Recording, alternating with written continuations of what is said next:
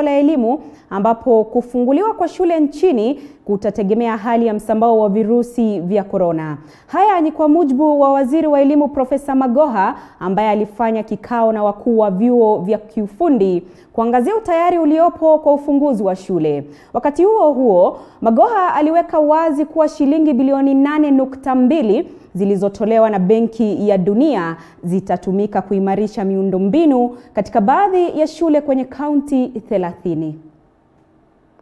Katika kikao na wakuu wa vyuo vya kiufundi, Waziri wa Elimu Profesa George Magoha alisema kuwa lengo kuu la serikali ni kuhakikisha kuwa kila taasisi ya mafunzo nchini ina maji ya kutosha, vifaa vya kupimia joto na cha muhimu zaidi kuhakikisha kuwa taasisi hizo zinafuata agizo la kuweka umbali wa mita 1.5 miongoni mwa wanafunzi. We shall not open until the disease has stopped increasing and stabilized for 14 days.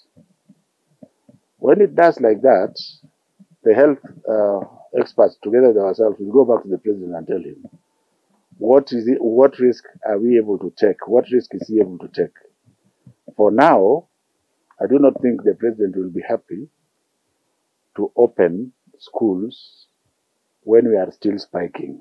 I'm not speaking for him, but the way I know he loves our children, to him, even one child getting dead that is avoidable is something that we are not going to deal with. Kadhalika, Magoha aliweka wazi kwamba shilingi bilioni 8.2 zilizotolewa na Benki ya Dunia zitatumika kuimarisha miundombinu ya shule katika kaunti 30 humu nchini kwa kujenga vyoo, mahabara na madarasa zaidi. The SECIP money, which is about 8.2 billion from the World Bank, I think they are opening tenders sometime this week, and we are going to accelerate.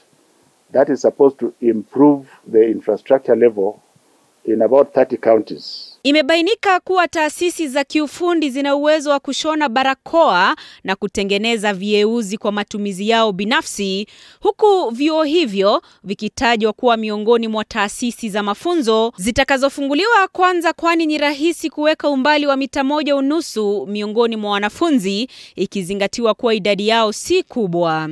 So the government is not sitting down and waiting. We are doing everything possible to ensure that should the situation arise, whether it is only the candidates opening or whether we are opening for everybody, we shall be ready in the best capacity that we can. Haya yanajiri huku kongamano lililokuwa limeandaliwa chuoni Kabarak na taasisi ya kubuni mtaala nchini KICD ukisitishwa baada ya watu wawili kupatikana na virusi vya korona. Wengine 80 waliotangamana nao watasalia karantini kwa siku 14 zaidi. Andrin Kilemi, TV 47.